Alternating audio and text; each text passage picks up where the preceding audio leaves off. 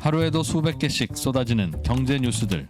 복잡하고 재미없고 깊이가 없어서 실망하셨습니까? 복잡한 건 쉽게, 쉬운 건 재밌게. 재미있는 건 깊게 전해드립니다. 뉴스는 이해다. 언더스탠딩. 유튜브에서 언더스탠딩을 검색하세요. 좋아요 안 누른 당신 부끄럽군요. 구독 누르세요.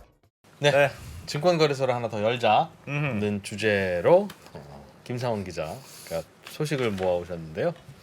증권거래소가 새로 생긴다는 소식이 진짜 있습니까? 일단 물밑에서 얘기가 나오고 있고요. 예. 먼저 인사드리겠습니다. 삼프로 TV에서 두꺼비 역할을 맡고 있는 김상훈입니다.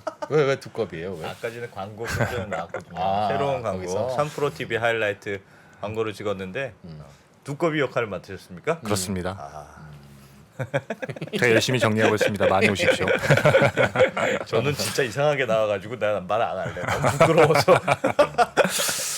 네. 또 돌아가자면 물밑에서 그런 얘기가 나오고 있는데 네. 서울거래 비상장이라고 하는 비상장 주식 플랫폼을 운영하는 PSX라는 회사가 있어요. 예. 얘네가 그 코스닥 시장을 만들었던 한국거래소 출신 인사를 영입을 했다. 이런 기사가 나왔는데 이게 ATS라고 하는 대체 거래소를 만들려고 하는 건데 여기 컨소시엄에 KT 그다음에 뭐 암호화폐 투자로 되게 유명한 벤처캐피탈 해시드가 있죠. 예. 여기에 참여를 한다는 내용이 있어서 굉장히 좀 의미 있게 진행이 되고 있다. 원래 그 7개 증권사가 2019년도에 대체 거래소를 만든다고 해서 ATS 설립위원회라는 거를 만들어 놨었어요. ATS가 뭐예요? 그 얼터너티브 트레이딩 시스템 대체 거래소군요. 맞습니다. 그게. 대체 거래소 직역한 건데요. 예. 그래서 당시에 증권사들이 각출해서 우리가 자본금을 이만큼 내고 음. 그래서 준비를 해서 우리가 금감원에 인가 신청을 하겠다라고 했었는데 그때는 인가 신청을 하지 않았습니다. 신청을 하지 않았고 얘네들도 그 ATS 설립위원회 그러니까 증권사들도 준비를 하고 있다고 해요. 예. 그래서 다음 달에는 대체 금감원에서 그러니까 심사 가이드라인 어떠한 요건에 맞춰서 인가 신청서를 내라 이런 가이드라인을 발표를 한다고 합니다. 그렇군요. 그러니까 금감원도 거래소 하나 더 만드는 거 우리도 좋아. 는 입장이에요? 한번 해봐. 이게 그 사실 그런 맞습니다. 예. 2013년도부터 이미 자본시장법에 대체거래소를 만드는 조항들이 들어가 있었어요. 예. 그런데도 불구하고 대체거래소가 만들어지지 않았고 예. 그리고 2017년도쯤에 한 번 다시 개정을 해서 요건을 조금 완화를 했었거든요. 예. 그리고 난 다음에 얘기가 없다가 이제 민간기업 쪽에서 이렇게 나오고 있으니까 그러면 가이드라인을 우리가 만들어줄게라고 하는 상황이라서 꽤 의미 있게 진행이 되고 있다고 봐도 될 것 같습니다. 뭐 한 개가 더 생길지 두 개가 더 생길지는 잘 모르는. 그렇죠. 몇 개가 신청을 할지도 아직 모르는 상황이기도 준비하는 하고. 그룹은 오늘 설명해 주신 서울거래 비상장이라고 하는 회사를 맞습니다. 중심으로 한 컨소시엄 맞습니다. 하고 또 7개 증권사가 2019년부터 준비한다고 했던 그것도 그렇죠. 밑에서 남아 있을 것이다. 그렇죠. 그렇군요. 사실 뭐 대체 거래소라고 하니까 많이 조금 낯선 네. 단어이기도 하죠. 예. 그러니까 거래소 저희가 아는 한국 거래소는 정규 거래소라고 해서 거래소가 가지고 있는 기능을 한 4가지 정도로 뭐 요약을 할 수가 있는데 상장, 예. 그다음에 거래, 그다음에 시장 감시. 그래서 뭐 나쁜 놈이다 그러면 상패까지. 이렇게 4가지 기능을 수행을 한다고 보면 네. 대체 거래소는 이 중에 거래 기능만 합니다. 상장시킬지 말지도 우리가 안 해. 그렇죠. 상장 심사는 거래소가 하세요. 그렇죠. 다 거래소가 하고 KX가. 여기는 거래만 하는 거예요. 그러니까 뭐 감시 상장 폐지도 알아서 하세요. 예. 그렇죠. 우리는 거래만 한다. 그렇죠. 수수료 받는 것만 한다. 네. 그렇죠. 편하네. 네. 거래만 시켜주고. 편하죠. 그러면 이미 상장된 회사 주식 똑같은 주식도 대체 거래소에서 거래를 하는 겁니까? 아니면 맞습니다. 이미 상장된 주식. 그럼 삼성전자를 기존의 KRX에서도 거래하고 그렇죠. 대체 거래소에도 거래를 하고. 응? 사진을 잠깐 보여드리면 네. 네. 이런 거예요. 지금은 한국거래소만 있고 증권사 HTS를 통해 주문을 넣으면 거래가 돼서 예. 제 계좌에 남는 거잖아요. 네. 근데 대체거래소가 생기게 되면 한국거래소를 통해서 거래를 할 수도 있고 대체거래소를 통해서도 거래를 할 수가 있습니다. 증권사가. 네. 그래서 투자자가 주문을 넣으면 예. 좀 더 유리한 조건의 가격이 있는 거래소에서 거래가 돼요. 예를 들면 자동으로. 그렇죠. 예를 들면 한국거래소에서 삼성전자가 69,900원에 거래가 되고 있고 예. 대체거래소에서는 7만 원에 거래가 되고 있는데 내가 예를 들면 매수 주문을 냈다. 그럼 69,900원짜리 그렇죠. 사야지. 그렇죠. 매도 주문을 냈다 그러면 7만 원에 팔아야지. 그렇죠. 그럼 아. 내가 나는 7만 원 이렇게 해서 주문을 낼 수도 있잖아요. 그렇죠. 그러면 지정가 주문을 할 수 있죠. 어허. 그건 그냥 지정가로 되는 거고. 그렇죠. 어. 아하. 진짜요? 그렇다. 어? 아, 두 개가 거래가 다 그러니까 안돼. 가격이 다를 수 있는 거군요. 그러니까. 다를 수 있죠. 아마 지정가로 하려면 거래소를 지정해야 될 거예요. 아예. 아니면 거래를 똑같이 두 개를 양쪽 거래소에 7만 원에 판다가 네. 그랬다가 나는 양쪽에 10주밖에 없는데 10주를 팔고 싶은데 어. 5주 팔기도 그렇고 그렇지. 둘 다 10주를 주문냈다가 그렇지. 팔리는 순간 냅다 빼야 될 거 아니겠어요. 덜컥 두 번 팔리면 어떻게? 자동으로 뭐 할 수는 있을 거는 같은데 모르겠네요. 아마 그 자동으로 되지 않을까요? 그것까지는 제가 사람이 이렇게 하지는 않을 거 아니에요. 쌀, 보리, 네. 보리. 그래서 사실 뭐가 좋은지 모르겠어요. 사실 들어도. 그 미국이나 유럽에서는 이 네. 대체 거래소가 굉장히 활발하게 운영을 하고 있습니다. 예. 이게 왜 그러냐면 제가 언제 한번 소개를 해드렸었나요? 그 삼성증권이 낮에도 거래할 수 있는 낮에도 거? 거래할 예. 수 있다. 이걸 할 수 있는 이유가 미국에서 오버나이트 시장에서 거래를 하는 대체 거래소가 있기 때문에 할 수 있는 거예요. 예. 밤도깨비 시장. 그렇죠. 근데 이거는 뭐 주된 기능은 아닌데 네. 보통 미국이나 유럽 같은 경우에는 기관 투자자들이 굉장히 대체 거래소를 많이 활용을 합니다. 밤에 네. 거래하고 자기들끼리 할 때. 밤에 거래는 사실 크게 상관은 없는데 시간과 상관없이 왜 그 기관 투자자들이 대체 거래소를 많이 운영을 하냐면 예. 대체 거래소는 매매 체결 속도가 굉장히 빨라요. 음. 사진을 한번 제가 보여드릴게요. 예. 이 한국 거래소 같은 경우에는 매매 체결 속도가 4ms. 이게 그 1000분의 밀리세컨드가 1000분의 1초거든요. 네. 0.004초죠. 네. 뉴욕 증권거래소 같은 경우에는 0.005초. 네. 근데 차이엑스라고 지금은 정규 거래소로 변하긴 했는데 이 차이엑스 같은 경우에는 거래 체결 시간이 0.0002초. 네. 그러니까 거래 체결 속도가 굉장히 빠르다는 건데 어. 그때 한번 그 리벨리온 예.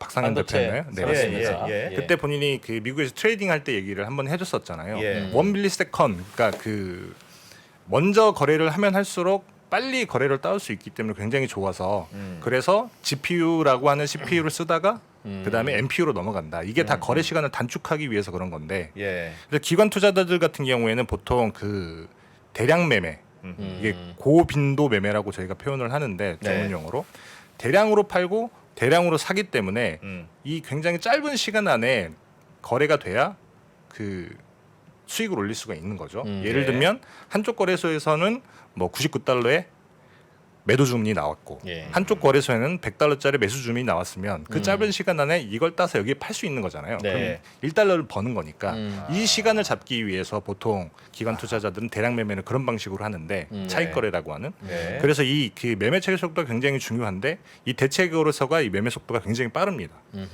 그래서 대체 거래소를 굉장히 많이 운영하기도 하고 예. 그 다음에 또 하나가 주문 방식을 굉장히 다각할 수 있어요. 저희가 지금 한국거래소를 통해서 거래를 하는 거는 사실상 두 가지밖에 없잖아요. 시장가 주문, 그 다음에 지정가 주문. 예. 근데 이 대체 거래소를 통하면 굉장히 다양한 방식으로 그 주문을 할 수가 있는데 예를 들면 그 테슬라는 나스닥에 상장이 돼 있죠. 예. 근데 그 뉴욕 증권거래소에도 거래를 할 수가 있고 네. 가격이 살짝 다를 수가 있는데 그 제가 주문을 낼 때 어떤 가격에 여기서 얼마를 사고 어떤 가격에 여기서 얼마를 사고 이런 식으로 주문자가 직접 넣을 수 있다는 거예요. 특히나 기관 투자자들 같은 경우에. 뉴욕에서는 뭐 3만 원에 사고 나스닥 시장에서는 3,200원에 사라. 그렇죠. 물량 같은 것도 다 정해줄 수 있는데 왜 이렇게 하냐면 기관 투자자들 같은 경우에는 이 본인들의 그러니까 대량 매매이기 때문에 본인들의 거래 정보가 노출이 되는 순간 주가가 움직일 수 있잖아요. 그렇겠죠. 뭐 그럴 수 있겠죠. 그렇죠. 이런 것들을 조금 뭐랄까 감추기 위해서 이런 방식의 그 네. 거래 주문 방식을 굉장히 다양화한다고 해요. 그래서 미국 같은 경우는 사실 주문 방식이 수백 가지라고 합니다. 예. 예. 우리랑 달리. 자기 마음대로 그러니까 아이디어로 한 건 다 할 수 있다. 그렇죠. 대체 거래소들이 기관들한테 우리를 이용해 주세요. 그러면 요런 서비스도 해드리겠습니다. 요런 서비스 맞습니다. 맞춤형 같은 거죠. 그런 왜냐면 워낙에 큰 손이니까. 뭐 예를 들면 삼성전자 뭐 국민연금 같은 대형 투자자가 큰 손이 삼성전자 주식을 100만 주를 들고 있는데 예. 100만 주를 더 살 계획이다. 네. 근데 100만 주를 한꺼번에 살 수는 없고 나눠서 살 텐데 네. 이 정보가 노출이 되면 당연히 가격이 올라가겠죠. 예. 그러면 이 정보 노출 때문에 들어가는 비용이 많이 있기 때문에 이 비용을 감추기 위해서 이 거래 정보를 아예 가려버리는 주문 방식도 있어요.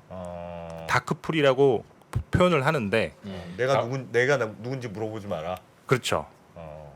그래서 다크풀. 맞습니다. 사진을 제가 하나 보여드리면 네. 이게 일단 미국에서 그 대체 거래소의 거래량을 비중을 보여준 거예요. 네. 이게 뉴욕 증권거래소고 나스닥 거래소고 이게 와. BATS라고 하는 거래소. 예. 그 엄청 많죠. 대체 거래소 거래량이. 아. 그리고 보면 여기 안에 이게 다크풀. 그러니까 네. 주문자 정보를 가리는 거래. 아하. 전체 한 20% 정도 됩니다. 조금 오래된 숫자이긴 한데 예. 유럽 같은 경우도 굉장히 높죠. 호주, 캐나다도 그렇고 이런 방식으로 거래를 뭐예요? 기관 투자자들이 엄청 많이 한다는 뭐예요? 거예요. 립풀. 리플은 다크풀이 아닌 건데 이거는 말 그대로 내가 호가 주문을 낸 게 보이는 거죠. 일반적인 경우. 그렇죠. 이건 일반적인 경우고. 다크풀은 안 보이는 경우. 아. 알겠습니다. 기관들한테는 뭐 좋을 수는 있겠네. 그 다크풀은 호가도 안 보이는 건가요? 호가도 안 보입니다. 그럼 어떻게 주문하지? 지금 근데? 아주 깜깜한데 그냥 매도 버튼만 누르면 그게 어떻게 주문이 돼? 그러니까 상대방한테 안 보이는 거, 저한테는 보이고. 그러니까 증권사한테만 다른- 알려주고 증권사한테는 알려주는데 예를 들면 뭐 증권사는 저희가 모르는 거다. 거래를 할 때는 네. 뭐 예를 들면 체결이 됐다라고 하는 것들 때 얼마 뭐 호가창에 다 그쵸, 보이죠. 호가창에 다 보이잖아요. 물론 누군지 정체는 그렇죠. 모르지만 다크풀이 이게 안 보인다는 거죠. 호가창도 호가창도. 그 누구에게도. 네. 나도 깜깜이로 던지고. 아니 주문하는 사람은 주문 방식에 낼 수 있죠. 얼마에 물량을 팔고 이런 것도 주문을 할 수 있는데. 아 물론 그렇죠. 그러나 그거에 매수자가 있는지 매도자가 있는지 맞습니다. 그 위호가에 뭐가 있는지는 모른다. 맞습니다. 그런데 그게 좋아요. 그렇게 하는 게? 기관 투자자들 입장에서는 그러니까 많이 대량으로 사서 쪼개 사는데 그것 때문에 가격이 올라가는 건 어쩔 수 없는데 네. 얘네들이 산다. 국민연금이 많이 사네. 이런 경우에 국민연금 사면 나도 사야지. 이런 식으로 선행 매매가 나올 수 그거네. 있으니까. 몰래 사거나 몰래 팔 수 있는 방법을 제공해 준다. 그거네요. 보통 큰 손들이 한번 움직이게 되면 그걸 알고 선행 매매를 많이 하기 때문에 근데 호가창만 보면 국민연금이 사는지 누가 사는지를 어떻게 알아요? 몰라요. 트레이드의 세계는 뭐 다를지는 모르겠는데 네. 정확히 국민연금이 사는지까지는 그 호가창만 보고는 알 수 없을 것 같기는 해요. 네. 다만 예. 트레이딩은 굉장히 많은 정보들이 왔다 갔다 하니까 그 정보를 최대한 감추기 위해서 한다는 거죠. 네, 많이 노련해진 김상훈 기자님. 다음 여튼 이어가겠습니다. 미국에는 네. 그래서 제가 찾아봤더니 3월 말 기준으로 대체 거래소가 65개 정도 됩니다. 엄청 많죠. 미국만 그런 것도 아니고 아까 보여드렸던 것처럼 유럽이나 영국 같은 경우에도 대체 거래소가 많고 뭐 호주, 캐나다도 마찬가지고 일본에도 있어요. 그래서 전 세계 한 120여 개 나라에 ATS가 있는데 한국은 아직까지 없다. 뭐 이런 얘기죠. 그래서 대체 거래소가 많으니까 우리도 있으면 좋을 것 같다. 좋을 것 같은데 왜 지금까지 안 만들고 있었어요? 아니 개인 투자자들 입장에서 좋은 게 있어요? 어떤 거 먼저 답을 해드릴까요? 먼저 대답해 주시죠. 네, 일단 지금까지 안 됐던 이유 중에 하나는 네. 법이 2013년에 만들어졌다고 말씀을 드렸잖아요. 사실 네. 이게 돈이 안 된다고 하는 사람도 굉장히 많이 있어요. 한국 같은 경우에 증권거래소가 지금 0.23%죠. 예. 2023 내년이면 0.15%까지 떨어지긴 하는데, 예. 근데 그 뭐 고빈도 매매 아까 말씀드렸던 기관 투자자들이 대량으로 그렇게 차익거래하는 방식으로 하는 투자로 하게 되면 보통 수익률이 0.04% 이 정도밖에 안 된다고 합니다.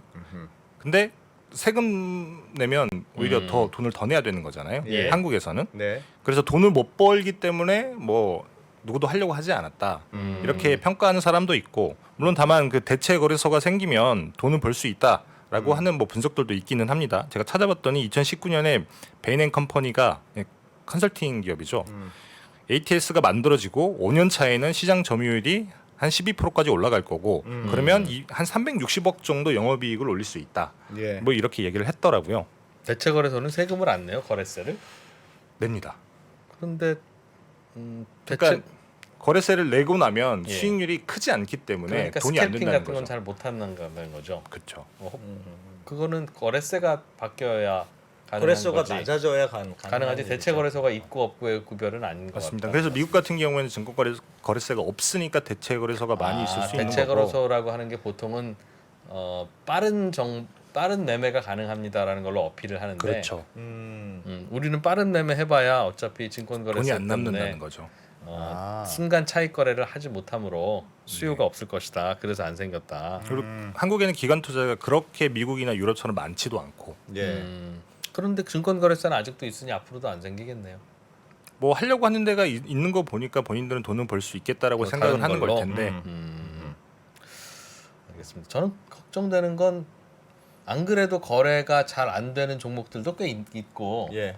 야 이건 거래량이 너무나 힘들어 뭐 이런 종목은 별로 없잖아요. 거래가 많을수록 좋죠 시장은. 그렇죠. 그런데 그게 분산이 되면 안 그래도 없는 거래량 양쪽 시장으로 분산이 되면 서로 사자 팔자가 왜 여기도 한산하고 저기도 한산하고 이럴 거면 합쳐놔 뭐 이런 건데 일단 원래 그 대체 거래소를 만들려고 했던 이유 중에 하나가 거래량을 늘리기 위해서 2013년도 같은 제가 찾아보니까 그때 그 일평균 거래량이 한 4조 정도밖에 안 되더라고요. 네. 예. 근데 코스피 기준으로 봤을 때 근데 지난해 제가 찾아보니까 코스피가 한 15조 했고 지금 2월 기준으로 봤을 때 한 10조 하고 있으니까 그때보다는 거래량이 훨씬 더 많이 올라와 있고 그리고 주식시장이라고 하는 게 거래량이 많을수록 사실 주식시장의 본질은 가격 발견의 기능이잖아요. 네. 정확한 가격이 얼마인 건지 네, 네. 근데 거래량이 많을수록 정확한 가격을 찾아갈 테니까 네. 시장의 효율성은 높아지는 걸 테고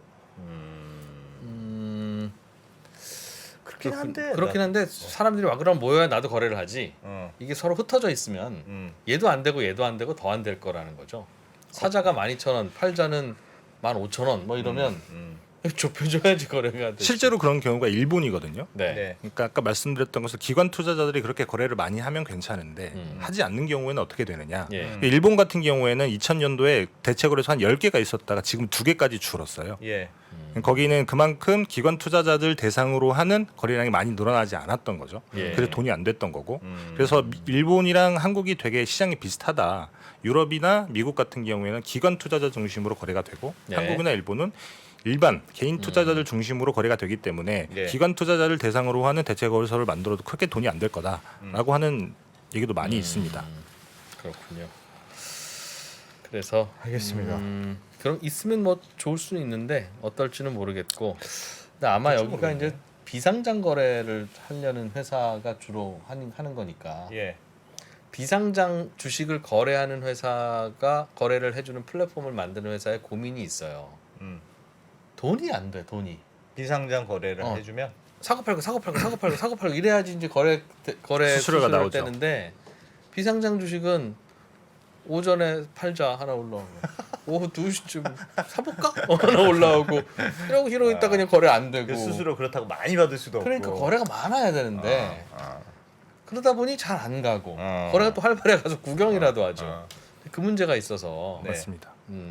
코인은 사고 팔고 하잖아요. 그래서 많이 컸죠. 그런데 그 비상장 주식은 물량도 많지도 않고 많은 거라고 하더라도 뭐 그래서 그 고민일 텐데 그래서 비상장 주식만 가지고 거래소를 만들면 이게 답이 안 나오겠다 싶으니까 다른 것도 상장시키고 이거 거래하러 오셨다가 이것도 좀 보시고 이제 그렇게 하라는 뜻으로 아마 접근하는 걸 수도 있겠구나라는 추측은 들어요. 근데 아까 방금 얘기하신 건 완전히 기관 중심의 그러니까 대체 거래소라는 게 생겨도 투자자들 입장에서 그게 뒤에 보이질 않잖아요. 그 예를 맞습니다. 들면 내가 주문하는 건 증권사 통해서 그대로 해. 네. 근데 지금 한국 거래소로 갈지 대체 거래소로 갈지는 증권사가 결정하는 거니까 내가 투자하는 데는 다른 점은 없을 것 같아요.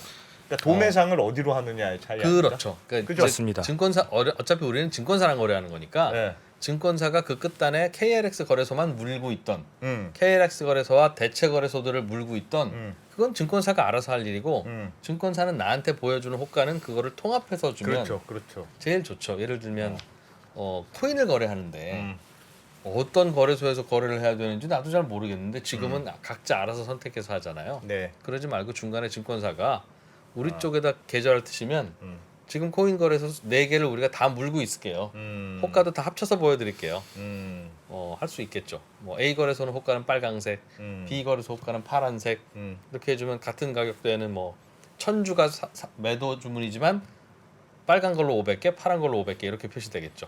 어쨌든 제가 미국에서 거래는 안 해봤지만 사실 미국이 그런 방식으로 하고 있죠. 미국은 정기 거래소가 13개나 됩니다. 예. 13개나 한국처럼 하나만 있는 게 아니라 13개나 되기 때문에 네. 그런 방식으로 증권사를 통해서 하는 건데 예. 사실 말씀하신 것처럼 개인 투자자가 크게 많이 체감할 수 있는 건 크지 않아요. 왜 그러냐면 이게 경쟁 체제가 되면 이게 수수료가 내려간다. 가장 크게 그게 장점일 텐데 네. 이미 한국 거래소는 수수료가 거의 뭐 전 세계 최저 수준입니다. 0.0027%. 지금 예. 뭐 여기보다 이보다 낮추기가 쉽지 않다는 거죠. 예. 그래서 뭐 낮춘다고 하더라도 크게 별로 차이 안 그렇죠. 나니까. 별로 차이 안 나는. 그래서 체감이 안 되는. 낮출 수는 있을 거예요. 네. 그러나 그렇죠. 워낙 바닥을 기니까 그거 낮춰봐야 맞습니다. 네. 그리고 체감할 수 있는 거는 거래 시간이 늘어나는 효과 정도. 밤에도 거래할 수 있고. 그렇죠. 그리고 실제로 일본이 그렇게 하고 있다고 합니다. 아까 말씀드렸던 것처럼 기관 대상으로 하는 그 대책으로는 거의 다 망했고 네. 개인들을 타겟으로 하는 거래소 정도가 남아 있는데 예. 그래서 밤에 거래가 굉장히 많이 있다고 해요. 낮에도 하고 밤에도 하고. 우리한테 좋을까 나쁠까? 그래서 우리는 하루 종일 방송해야 돼 그러면? 아니야. 그러니까 하루 종일 만약에 지금도 거래가 어떻게 하고 되면 있나? 어. 지금도 치열하게 거래가 되기 때문에 네. 우리 백브리핑 같은 건 예. 아마 없애버려? 안 할 수 있어. 그럼 좋겠다. 야 지금도 시황해야 되는데 지금 밤에도 시황해야지 어디 우리가 지금 뭐 이런 밤에 거. 하는 이유가 밤에 주식시장이 안 열리니까 네. 하는 것 같은데. 야 이거는 근데 뭐 좋은 그런 건 일이라고 있을 수 하지. 있죠. 예를 들면 그런 건 상장 알수 있을 것 주권. 지금은 대체거래소가 만든다고 하더라도 상장 주권만 거래를 할 수가 있는데 네. ETF도 상장이 돼 있잖아요. 네. 근데 지금은 할 수가 없어요. 시행령에서 상장 주권만 할 수 있도록 해놔서 ETF는 거래가 안 되거든요. 만들어진다고 하더라도 ETF는 상장은 돼 있지만 주권이 아니다. 뭐 그런 의미 같은데 조금 법적 성격이 다르기 때문에 그런 게 아닐까 싶은데 근데 네. 미국 같은 경우 ETF도 거래를 할 수가 있어요.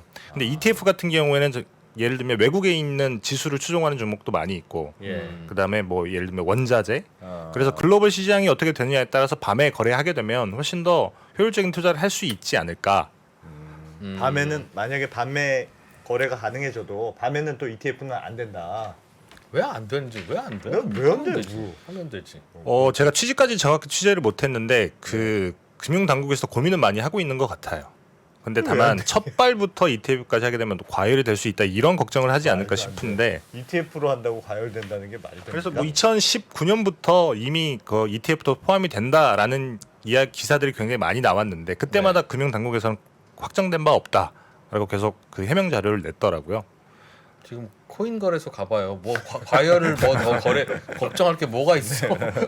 코인 거래소는 열어두고 좀 이해가 안 가네. ETF가 올라가면 네. 과열될 것 그게 같은데. 말이 돼? 좀 이상하긴 합니다만 어쨌든 하여튼 안 된다는 입장이라다.